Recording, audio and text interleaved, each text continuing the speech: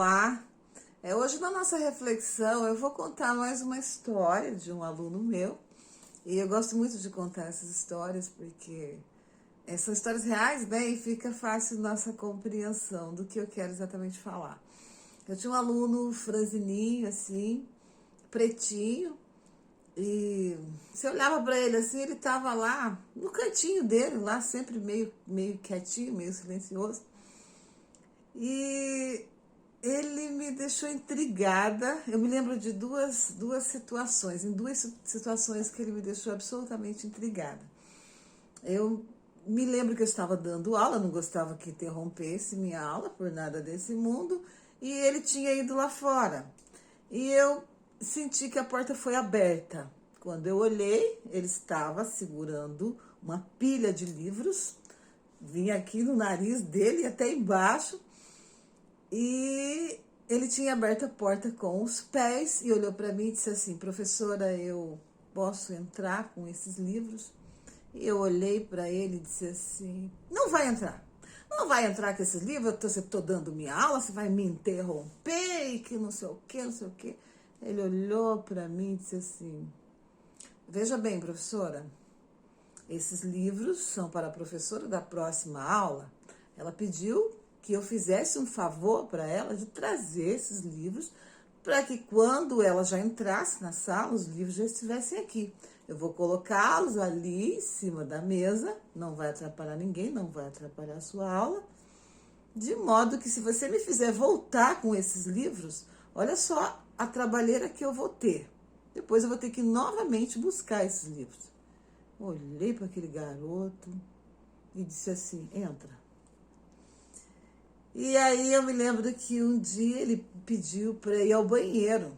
Eu estava dando minha aula, eu passei ao banheiro, falei: não vai ao banheiro.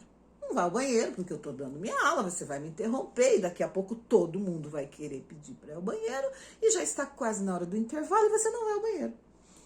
Ele olhou para mim e disse assim: veja bem, professora, eu estou com muita vontade de ir ao banheiro. E se eu tiver que esperar até acabar a sua aula para ir ao banheiro, eu não vou conseguir concentrar na sua aula e a minha situação vai ficar muito complicada, porque eu tenho necessidade de ir ao banheiro agora.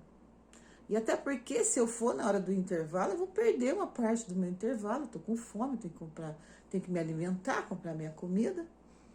Eu olhei para aquele garoto, falei: vai ao banheiro. E até hoje eu lembro daquele garoto, eu não sei o nome dele, mas é impressionante como ele conseguia argumentar, ele conseguia me enfrentar. Eu estava ali toda poderosa, era a dona da sala, era a professora, ele estava interrompendo a minha aula e eu dizia não com todas as letras para ele, em alto e bom som, na frente dos colegas, e ele simplesmente olhava para mim e eles falavam uma coisa que eu lembro até hoje: veja bem, professora. E aquilo até hoje soa na minha cabeça. Veja bem, professora. Ele me parava a minha atenção e fazia o discurso dele. O discurso dele era convincente. O discurso dele me convencia a concordar com ele e aceitar o que ele estava falando. Eu vou ler uma definição aqui de palavra. As palavras são ferramentas extremamente importantes. Elas são capazes de motivar, levantar, emocionar, aproximar, decepcionar, magoar e afastar. Dependendo do que falamos, podemos tanto agradar como desagradar a quem nos ouve.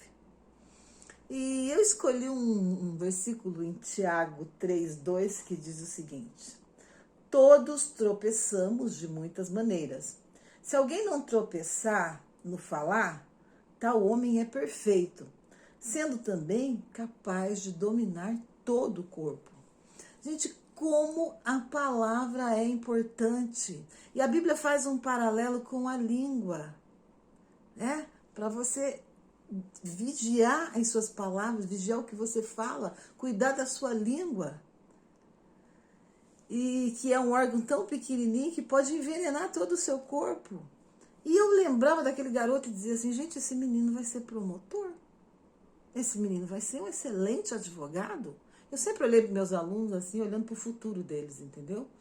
Também não sei o que aconteceu com ele, mas era impressionante a capacidade que ele tinha de me enfrentar e usar da palavra, e usar do dom da palavra dele para conseguir me desarmar totalmente.